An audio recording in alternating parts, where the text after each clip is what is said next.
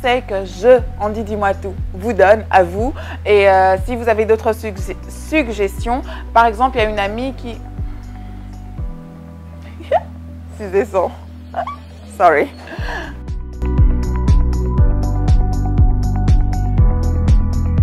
Bonjour à tous, bienvenue sur Andy Dis-moi tout. Ça fait énormément plaisir de vous retrouver pour cette nouvelle capsule. Merci d'être aussi nombreux de la regarder jusqu'à la fin. Surtout, n'oubliez pas de souscrire, d'appuyer sur la cloche pour avoir toute notification une fois que la vidéo a été uploaded.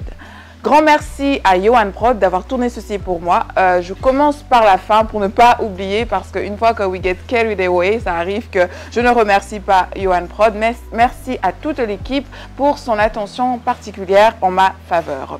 Pour cette capsule, nous allons parler des 10 conseils que je pourrais vous donner pour passer outre une rupture amoureuse, une rupture qui soit douloureuse. Parce qu'il y en a, une fois qu'on rentre, on est comme bon, c'est pour le meilleur quoi.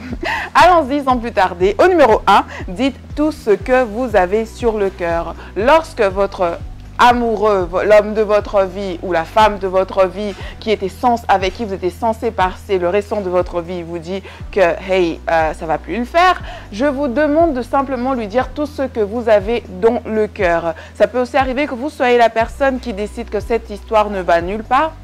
Expliquez-lui pourquoi, même si ça vous fait mal, expliquez-lui ou à elle exactement pourquoi vous décidez de mettre fin à cette relation. Si vous n'avez pas eu l'occasion, si vous n'avez plus l'occasion de le faire, ce que je faisais quand j'étais plus petite, et même quand j'étais plus petite, c'est pas des ruptures amoureuses, genre voilà mon chéri, ça peut être avec des amis qui ne veulent plus être amis avec toi, chose qui était bien sûr très triste.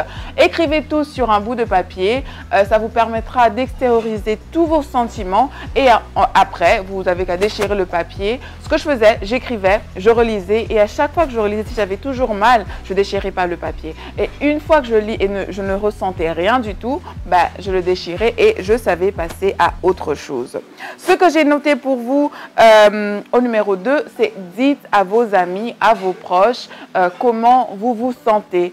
N'ayez pas peur de ça.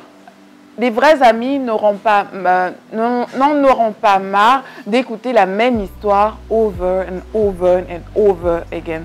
C'est quand vous avez mal au cœur, extérioriser vos sentiments de cette manière-là vous permettra aussi de guérir assez rapidement. Ok.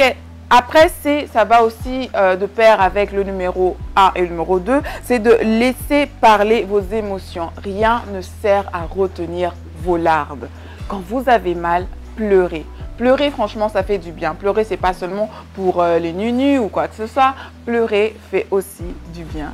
Et une fois que tout sera sorti, vous vous sentirez plus léger et c'est même sûr que vous allez moins détester cette personne. Déjà, il ne faut pas détester les gens, c'est pas bon. Au numéro 4, je vous demande d'évacuer le stress, peu importe de la manière qui vous semble le mieux. Vous pouvez faire du sport, certains préfèrent aller faire shopping, mais attention à ne pas trop user de la carte. Hein.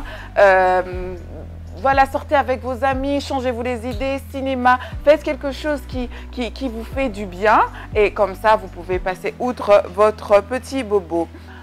Au numéro 5, je vous demande d'éviter les endroits que vous fréquentiez avec votre amoureux ou votre amoureuse, ex-amoureux ou votre ex-amoureuse, parce que cela risquerait de raviver certains sentiments, certains souvenirs qui vous feront mal. C'est une meilleure occasion pour essayer de découvrir d'autres endroits. C'est une occasion pour vous permettre d'aller simplement autre part. Hein, et voilà, faire des nouvelles découvertes, ça change l'esprit, c'est toujours bien. Au numéro 6, je vous demanderai de faire des projets. C'est pas des projets d'entreprise ou quoi que ce soit, ça peut l'être. Si vous êtes doué à ça, vous pouvez le faire. Mais c'est aussi des projets qui vous permettraient de changer la donne de votre vie. Par exemple, déjà aller au sport, c'est un bon projet. C'est un projet que je me suis dit de faire depuis décembre, mais il a fallu qu'il y ait un lockdown, de confinement pour que je puisse m'y mettre. Mais bon, quand je parle de projet, je parle souvent de voilà, organiser l'anniversaire d'une amie ou organiser les vacances ou écrivez un nouveau livre ou faites quelque chose de nouveau qui pourrait vous vous déconcentrer sur votre mal, d'accord? Au numéro 7, c'est séparez-vous des souvenirs. Très souvent, on décide de remettre à notre ex Jules les cadeaux qu'ils nous ont offerts. Certains vont dire que c'est de l'orgueil ou quoi que ce soit, mais franchement, c'est une bonne manière aussi de pouvoir cicatriser. C'est vrai qu'on ne va pas ramener des souvenirs, mais je n'ai pas envie de voir la chenette que tu m'as offert chaque jour parce que ça va me faire penser à toi. Je n'ai pas envie de voir le sac que tu m'as offert, j'ai pas envie de ça, j'ai pas envie de voir, j'ai pas envie, je te remets tout, là, te remets tout. Et si il arrive que j'ai un de tes sweater, c'est quoi en anglais? Ouh, mon anglais qu'on s'appelle. Mais un de tes pullovers que j'aimais bien, je vais me débarrasser de ça. Je veux pas garder ça parce que ça va me faire penser à toi. Donc, le conseil, séparez-vous de tout souvenir que vous avez avec lui. Vraiment, sans mentir, même Andrea, ça sert à rien. Ça sert à grand chose. L'autre chose aussi, certaines personnes vont dire que c'est de l'orgueil, mais pourtant je ne trouve pas, c'est arrêter de le suivre sur les réseaux sociaux. Et quand je dis arrêter de suivre les réseaux sociaux, ça ne veut pas simplement dire le unfollow button sur lequel vous avez appuyé alors que vous allez tout le temps sur sa page. Non, ne faites pas ça. Vous avez l'air plus désespéré parce que je suis sûre qu'un jour, vous allez appuyer le bouton j'aime sans faire exprès et ça va lui faire comprendre que hey, vous avez toujours quelque chose pour lui. Vous ne voulez pas ça, non? Donc, arrêtez de le suivre sur les réseaux sociaux. Vous n'en avez rien à faire du fait qu'ils sont en vacances avec sa famille. Rien à faire qu'il se soit mis avec une autre fille. Rien à faire qu'il ait demandé à cette jeune femme-là en mariage 3 mois après, 2 mois après, 1 mois après. Ce n'est pas votre problème. Coupez des réseaux sociaux. Vous pouvez même bloquez-le, comme ça vous ne savez pas voir ce qu'il est en train de faire et n'allez pas le voir avec un autre compte parce qu'apparemment vous êtes nombreux à faire ça. Ok, allons-y, prenez du temps pour vous, simplement.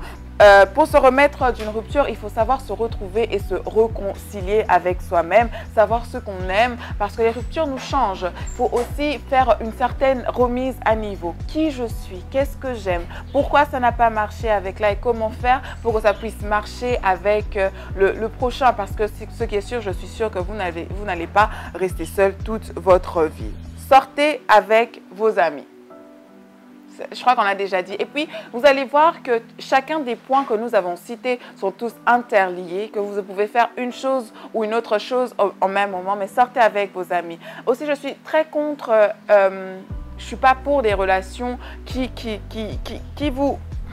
fassent que vous puissiez vous couper du monde, au point où vous n'avez plus... Et j'étais dans je vous dis trop des exemples comme ça, mais j'étais dans ce genre de relation où quand j'avais cassé avec le monsieur, je me retrouvais seule parce que j'avais écarté certains de mes amis. Et c'est très mauvais. Sortez avec vos amis... ça va vous changer les idées, d'accord? Voilà, c'en est tout. C'était le dernier point. Sortir avec vos amis, c'était le dernier point. C'était notre numéro 10. Je vous ai cité 10 conseils que moi, Andrea, on dit dis-moi tout, je vous donne, qui sont à prendre ou à laisser. Si vous avez d'autres suggestions, s'il vous plaît, n'hésitez pas à les écrire en commentaire. Et aussi, voilà, j'avais une amie, j'allais presque oublier, il y avait une amie qui m'a dit qu'elle, pour passer d'une autre rupture, ce qu'elle fait, c'était de lire un livre, de lire une nouvelle histoire, simplement. Voilà, chaque personne a sa façon de digérer les choses et je vous en prie, si vous avez d'autres suggestions, écrivez-le en bas en commentaire. Je vous redis ce que je vous ai dit au début. N'hésitez pas à aimer la vidéo si vous avez aimé ce qui a été dit. Souscrivez pour recevoir, pour ne pas manquer nos différentes vidéos, pour ne pas manquer cette chaîne YouTube. Et si vous voulez être notifié, appuyez sur la cloche que John va mettre quelque part là. C'est lui qui sait. Grand merci à vous, gros bisous et à très bientôt simplement. Bye bye. Ah oui, ah là là, je l'ai encore oublié. Si vous voulez avoir ce sac, je vous écris le numéro en commentaire. Il est personnifié, il est tellement beau qu'il fallait que je tourne avec. Je suis désolée. Bye bye.